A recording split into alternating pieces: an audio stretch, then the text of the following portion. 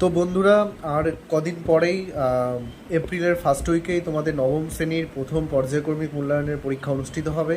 তো আজকে তোমাদের সামনে নিয়ে এসেছি নবম শ্রেণীর প্রথম পর্যায়ক্রমিক মূল্যায়নের ইতিহাসের সাজেশন। তোমরা জানো যে এপ্রিলের ফার্স্ট উইকেই ফার্স্ট সামেটিভ এভলিউশন হওয়ার কথা, কিন্তু লোকসভা ভোটের কারণে কিন্তু পরীক্ষাটা পিছিয়ে যেতে পারে। এপ্রিলের লাস্ট উইকে বা মেয়ের ফার্স্ট উইকেও হতে পারে। এটা ডিপেন্ড করছে লোকসভার ভোট কবে হবে। তো আজকের ভিডিওতে আমরা আলোচনা করব ইতিহাসের প্রথম পর্যায়ক্রমিক মূল্যায়নের সাজেশন। তোমরা জানো যে নবম শ্রেণীর প্রশ্নগুলো মূলত স্কুল ভিত্তিক হয়। বিভিন্ন স্কুলের শিক্ষক শিক্ষিকারাই প্রশ্নটা করে থাকে। মূলত নবম শ্রেণীর যে সিলেবাস আছে প্রথম ইতিহাসের পর্যায়ক্রমিক মূল্যায়নের, মূলত দুটো চ্যাপ্টার তোমাদের পরীক্ষা হবে বিভিন্ন স্কুলে, বা কিছু স্কুলে তিনটে চ্যাপ্টারও হয়। আজকে সাজেশনে দ্বিতীয় এবং তৃতীয় অধ্যায় নিয়ে আজকে আলোচনা করব। দ্বিতীয় বলতে ফরাসি বিপ্লবের যে চ্যাপ্টারটা আছে সেটা, এবং থার্ড চ্যাপ্টার যেটা নেপোলিয়নের সাম্রাজ্য, সেই চ্যাপ্টারটা নিয়ে আলোচনা করব। প্রথম যে চ্যাপ্টারটা আছে প্রাক কথন, এটা আমাদের পশ্চিমবঙ্গের 95% স্কুলে কিন্তু এর থেকে কোনো প্রশ্নপত্র বিশেষত থাকে না। তার কারণ হচ্ছে এটা মধ্যশিক্ষা পর্ষদের সিলেবাসের মধ্যে নেই। কিছু স্কুল এই চ্যাপ্টার থেকে শুধুমাত্র শর্ট কোশ্চেনই দেয়। তো আমরা এই দুটো চ্যাপ্টারের যে সাজেশান 4 নম্বরের এবং 8 নম্বরের প্রশ্ন আজকের ভিডিওতে রাখবো, তোমাদের সামনে তুলে ধরবো আজকের ভিডিওতে। আশা করবো এর থেকে তোমরা 95% অবশ্যই কমন পেয়ে যাবে। এবং প্রত্যেকটা প্রশ্নই যে সাজেশনগুলো আজকে রাখবো ইতিহাস নবম শ্রেণীর, প্রত্যেকটা স্কুলেই কিন্তু এর মধ্যে থেকেই তোমাদের ইতিহাসের বড় প্রশ্নে হিসাবে আসবে। তো এবার দেখে নেওয়া যাক যে নবম শ্রেণীর প্রথম পর্যায়ক্রমিক মূল্যায়ন ইতিহাস সাজেশনে কী কী প্রশ্ন আজকে রেখেছি। এগুলো কিন্তু বাড়িতে খুব ভালো করে প্র্যাকটিস করবে, এবং তাছাড়াও স্কুলে যদি কোনো অতিরিক্ত প্রশ্ন করায় সেগুলোও কিন্তু তোমরা অবশ্যই প্র্যাকটিস করে যেও, এবং আমাকে জানিও যে তোমাদের কোনো প্রশ্নের উত্তর যদি না থাকে আমাকে জানিও, আমি অবশ্যই তোমাদেরকে সমাধান করে দেবো। তো এবার দেখে নেব নবম শ্রেণীর প্রথম পর্যায়ক্রমিক মূল্যায়নের ইতিহাস সাজেশন। ইতিহাস সাজেশন 2024 রেখেছি। মূলত দুটো চ্যাপ্টার তোমাদের এক্সাম, তোমরা জানো, ফরাসি বিপ্লবের কয়েকটি দিক এবং বিপ্লবী আদর্শ, নেপোলিয়নের সাম্রাজ্য ও জাতীয়তাবাদ। এই দুটো চ্যাপ্টারই আমি তোমাদের সামনে তুলে ধরেছি। 8 নম্বরের প্রশ্ন, 4 নম্বরের প্রশ্ন, পরবর্তী সময়ে আমি 2 নম্বরের বা 1 নম্বরের প্রশ্নও তোমাদের সামনে তুলে ধরবো। আশা করব আজকের যে সাজেশান তোমাদের কাছে দিয়েছি ইতিহাস সাজেশান নবম শ্রেণীর, এর মধ্যে থেকে বেশিরভাগ প্রশ্নই তোমাদের পশ্চিমবঙ্গের যে স্কুলগুলি আছে সেই স্কুলগুলোতে আসবে। তো আমরা প্রথম যে প্রশ্নটা দেখব সেটা হচ্ছে অধ্যায় 1, ফরাসি বিপ্লবের কয়েকটি দিক। খুব ভালো একটা চ্যাপ্টার। তোমরা জানো যে ইতিহাসে মূলত তোমাদের ইউরোপীয় ইতিহাস নবম শ্রেণীর, তো ফরাসি বিপ্লবের কয়েকটি দিক এই চ্যাপ্টারের যে 4 নম্বরের প্রশ্নগুলো তোমাদেরকে করতে হবে। আরেকটা জিনিস বলবো, তোমাদের কিন্তু খুব অল্প প্রশ্ন দিয়েছি, তার মধ্যে থেকে আসবে, খুব বেশি অতিরিক্ত প্রশ্ন তোমাদের করতে হবে না। তো প্রথম প্রশ্ন যেটা পড়তে হবে, ফরাসি বিপ্লবের কয়েকটি দিক। বাস্তিল দুর্গের পতনের তাৎপর্য পড়বে, বা বাস্তিল দুর্গের পতনের কারণে। এই দুটোর মধ্যে কিন্তু একটা ধরে রাখতে পারো যে বিভিন্ন স্কুলে এবারে প্রথম সামেটিভে আসবে, বাস্তিল দুর্গের পতনের তাৎপর্য বা বাস্তিল দুর্গের পতনের কারণ।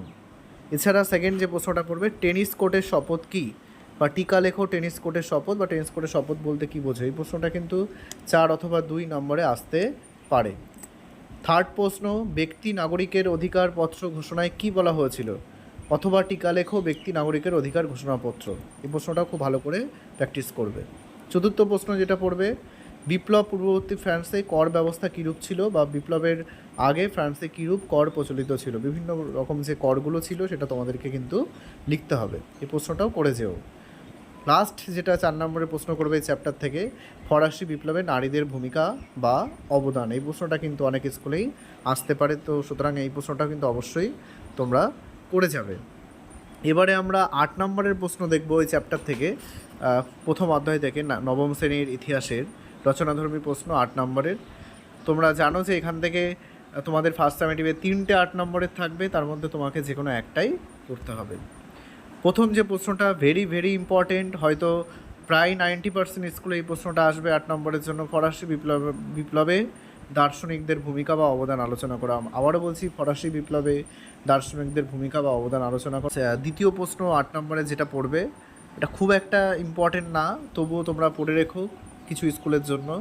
ফরাসি বিপ্লবের আগে ফ্রান্সের অর্থনৈতিক ও রাজনৈতিক অবস্থা কেমন ছিল। আবারও বলছি, ফরাসি বিপ্লবের আগে ফ্রান্সের রাজনৈতিক ও অর্থনৈতিক অবস্থা কেমন ছিল। এই গেল তোমাদের প্রথম অধ্যায় ইতিহাসে নবম শ্রেণী, ফরাসি বিপ্লবের কয়েকটি দিক। এবারে আসবো আমরা দ্বিতীয় অধ্যায় বিপ্লব, আদর্শ, নেপোলিয়ন, সাম্রাজ্য ও জাতীয়তাবাদ। এই অধ্যায় থেকেও তোমাদের 4 নম্বর 8 নম্বর দুটোই আসবে। তোমরা স্ক্রিনের একেবারে নিচের দিকে দেখবে বিপ্লব, আদর্শ, নেপোলিয়নের সাম্রাজ্য ও জাতীয়তাবাদ। এই অধ্যায় থেকে যে 4 নম্বরের প্রশ্নগুলো তোমরা পড়বে, প্রথম প্রশ্ন যেটা পড়বে, নেপোলিয়নকে বিপ্লবের সন্তান বলা হয় কেন? এটা কিন্তু 8এও আসতে পারে, 4এও আসতে পারে।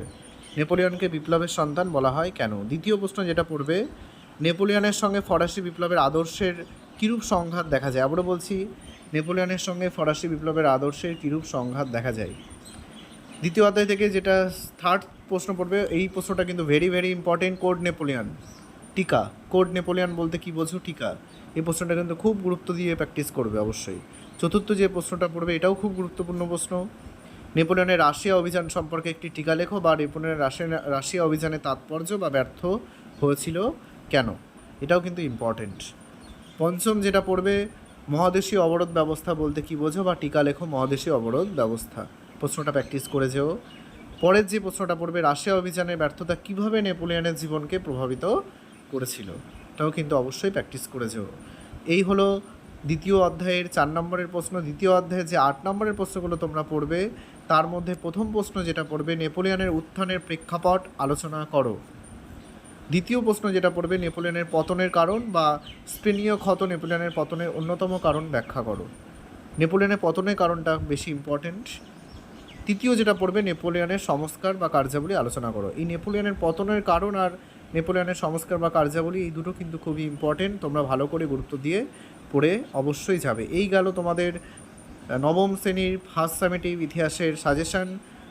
8 নম্বর এবং 4 নম্বরের অবশ্যই তোমরা এই প্রশ্নগুলো গুরুত্ব সহকারে পড়ে যাবে। কেমন লাগলো আজকের ভিডিও আমাকে অবশ্যই কমেন্ট করে জানিও তোমরা।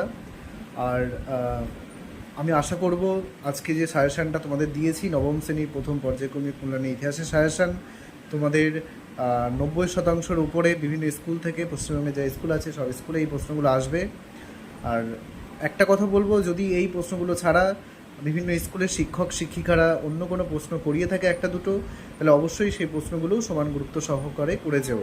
যদি প্রশ্ন নিয়ে কোনো সমস্যা থাকে আমাকে কমেন্ট বক্সে লিখে পাঠিও, আমি অবশ্যই তোমাদেরকে প্রশ্নের সমাধান করে দেবো। আর এই চ্যানেলে যদি কেউ নতুন থেকে থাকো, তাহলে অবশ্যই চ্যানেলটা সাবস্ক্রাইব করে দিও, নোটিফিকেশান অ্যালাউ করে রেখো, যাতে সবার প্রথমে তোমরা আমার চ্যানেলের যে সাজেশান, অন্যান্য যে ইনফরমেশানগুলো আছে সেগুলো পাও, এবং ফ্রেন্ডদের মধ্যে শেয়ার করো, যাতে তারাও তাদের সাজেশানটা পেয়ে পরীক্ষাটা ভালো করে দিতে পারে। তো সবাইকে প্রথম পর্যায়ক্রমিক মূল্যায়নের জন্য বেস্ট অফ লাক। সবাই ভালো থেকো। আজকের মতো সবাইকে ধন্যবাদ।